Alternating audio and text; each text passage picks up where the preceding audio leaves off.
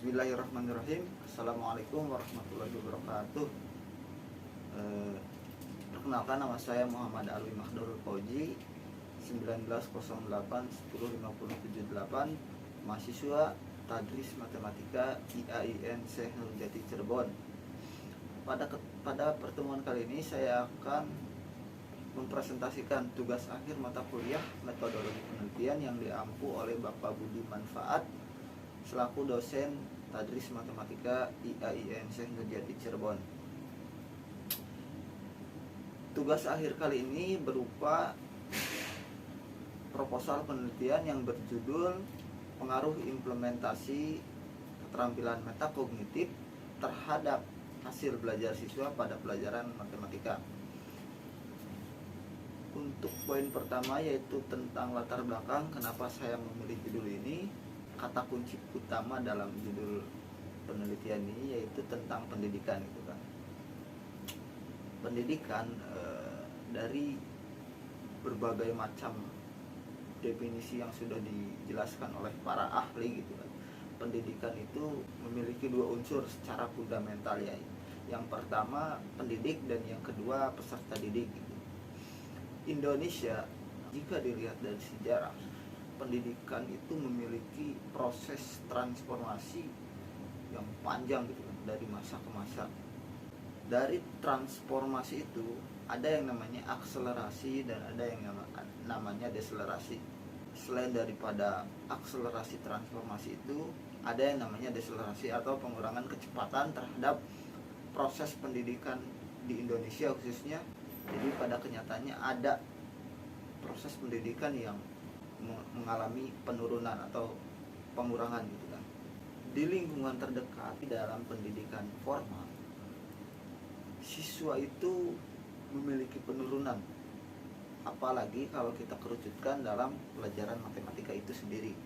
Kenapa saya bisa mengambil pelajaran matematika?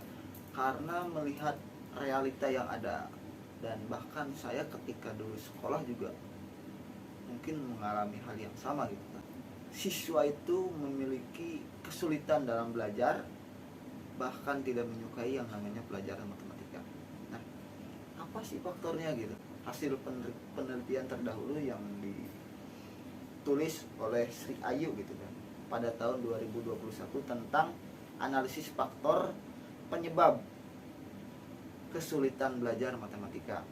Kesulitan belajar siswa itu menurut penelitian tersebut memiliki dua faktor. Yang pertama faktor internal dan yang kedua faktor eksternal. Faktor internalnya yaitu siswa itu sendiri, dan kalau faktor eksternalnya itu banyak sekali. Mungkin salah satunya penggunaan smartphone yang terlalu berlebihan, gitu kan, secara waktu, sehingga dapat menjadi penyebab kesulitan siswa dalam mempelajari matematika. Karena dalam proses tersebut, kalau menurut orang-orang barat disebut dopamine trip.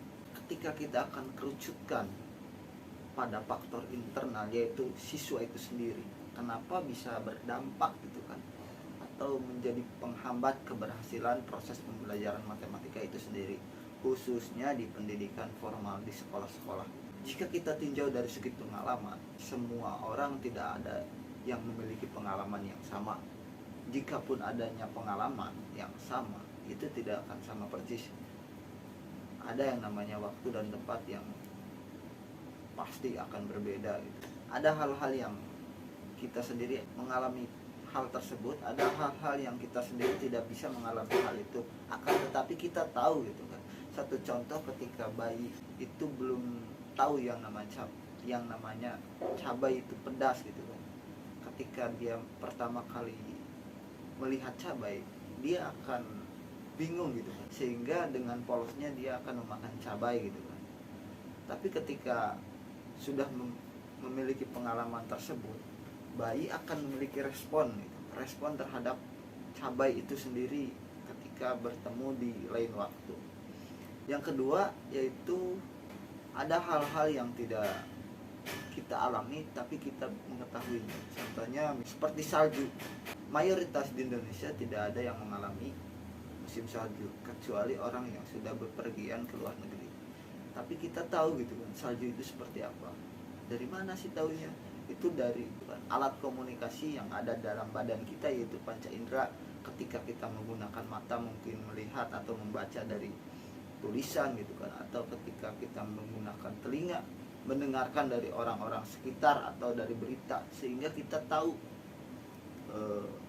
ilusi dari apa yang disebut cuaca dingin atau salju itu seperti apa. Jadi ketika kita suatu waktu akan berangkat ke negara yang sedang bermusim salju, kita punya persiapan minimal memakai baju hangat. Ketika kita dipraktekkan pada dunia pendidikan, kadang siswa itu tidak memiliki kesadaran yang cukup akan pelajaran matematika itu penting gitu kan. Dia hanya belajar teori dan teori gitu kan, tanpa bisa menyadari bahwa kebermanfaatan matematika itu sangat penting ketika diaplikasikan di dunia nyata. Dari fenomena tersebut saya bisa menarik kesimpulan sementara, yaitu manusia itu hanya bisa berinteraksi, manusia itu hanya bisa mengalami, akan tetapi tidak semuanya kita bisa mengalami hal tersebut. Setiap pengalaman itu selalu akan mengakuisisi terhadap diri kita yang kemudian dijadikan ilmu atau model gitu kan. Nah, dari model tersebut ketika kita bisa memahami bahwasanya oh ini tuh kita dapatkan dari luar gitu kan. Ilmu untuk mempelajari model itu biasa disebut dengan istilah metakognitif atau keterampilan metakognitif. Beranjak dari narasi yang sudah saya jelaskan tadi, khususnya pada dunia pendidikan formal, belum banyak mengenalkan yang namanya keterampilan metakognitif di dunia sekolah gitu. Maka dari itu peneliti akan meneliti atau mengimplementasikan keterampilan metakognitif ini, sehingga mudah-mudahan dengan adanya penelitian ini siswa adanya perubahan, apalagi peningkatan gitu terhadap cara memahami pada pelajaran matematika itu sendiri. Yang kedua yaitu pernyataan masalah. Berdasarkan latar belakang yang sudah saya jelaskan tadi, idealnya pendidikan di Indonesia itu khususnya dalam pendidikan formal, pelajaran matematika itu harusnya memiliki tingkat keberhasilan yang signifikan. Karena kenapa? Di dalamnya pasti ada yang namanya sumbangsih dari regulasi pemerintah atau mungkin dari kurikulum itu sendiri yang kita tahu sekarang sudah terstruktur dan sistematis gitu. Tapi pada kenyataannya justru masih ada saja gitu kan siswa yang mengalami kesulitan dalam mempelajari matematika, bahkan tidak menyukainya.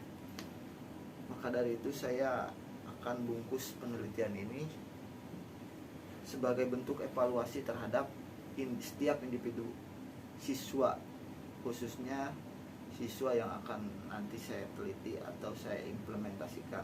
Oke, poin ketiga yaitu pertanyaan penelitian. Ada beberapa pertanyaan penelitian yang akan saya ajukan. Yang pertama yaitu apakah dapat mengimplementasikan keterampilan metakognitif ini terhadap peningkatan hasil belajar siswa pada pelajaran matematika. Yang kedua, bagaimana sih pengaruh ketika mengimplementasikan keterampilan metakognitif terhadap proses memahami matematika itu sendiri. Yang ketiga yaitu apakah akan ada perbedaan yang signifikan antara orang yang memiliki keterampilan metakognitif dengan orang yang bahkan belum bisa mengimplementasikannya gitu kan. Terus yang keempat yaitu bagaimana sih strateginya gitu kan untuk kemudian mengimplementasikan keterampilan metakognitif yang efektif terhadap siswa untuk meningkatkan keberhasilan pembelajaran di dalamnya. Oke, yang keempat yaitu relevansi dan pentingnya pendidikan, yang akan terbagi menjadi dua. Yang pertama yaitu secara teoritis. Mungkin pada penelitian ini saya sendiri berharap bahwasanya penelitian ini akan menjadi proses perluasan wawasan saya khususnya gitu.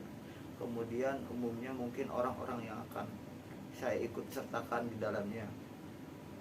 Yang kedua yaitu secara praktisnya mungkin peneliti mudah-mudahan bisa menyelesaikan penelitian ini dengan lancar, khususnya dalam memahami materi matematika si siswa itu sendiri dengan proses mengimplementasikan keterampilan metakognitif. Untuk selanjutnya itu tinjauan konseptual dan teori. Dari kata kunci judul di atas itu terdapat dua, yaitu pertama metakognitif dan yang kedua hasil belajar. Menurut keterangan beberapa ahli, metakognitif itu pada dasarnya didefinisikan sebagai kemampuan untuk merenungkan atau memahami dan mengendalikan pembelajaran seseorang. Menurut Anderson, metakognitif adalah kemampuan untuk membuat pemikiran seseorang yang terlihat. Ini adalah kemampuan untuk merenungkan apa yang diketahui dan dilakukan dan apa yang tidak diketahui atau tidak dilakukan. Secara sederhana, metakognitif ini bisa didefinisikan sebagai berpikir tentang berpikir atau ilmu tentang ilmu itu sendiri gitu. Menurut Flavor mendefinisikan bahwa metakognitif ini adalah pengetahuan seseorang mengenai proses dan produk kognitifnya itu sendiri. Nah, yang kedua yaitu tentang hasil belajar. Hasil belajar menurut Sumantri pada bukunya tahun 2015, hasil belajar adalah hasil pembelajaran dari suatu individu tersebut berinteraksi secara aktif dan positif dengan lingkungannya. Menurut Rusman dalam penelitiannya, belajar pada hakikatnya adalah proses interaksi terhadap semua situasi yang ada di sekitar gitu. Sedangkan menurut Gegg dan Briggs, hasil belajar adalah kemampuan seseorang setelah mengikuti proses pembelajaran tertentu. Yang kedua yaitu tinjauan penelitian terdahulu. Ada dua penelitian yang mungkin akan saya tarik. Yang pertama yaitu dari Srini M. Iskandar dalam penelitiannya, pendekatan keterampilan metakognitif dalam pembelajaran sains di kelas, menyatakan bahwa keterampilan metakognitif bila diterapkan dalam pembelajaran ternyata memberikan dampak positif. Yang kedua menurut Hesbinindiasari dan kawan-kawan dalam penelitian yang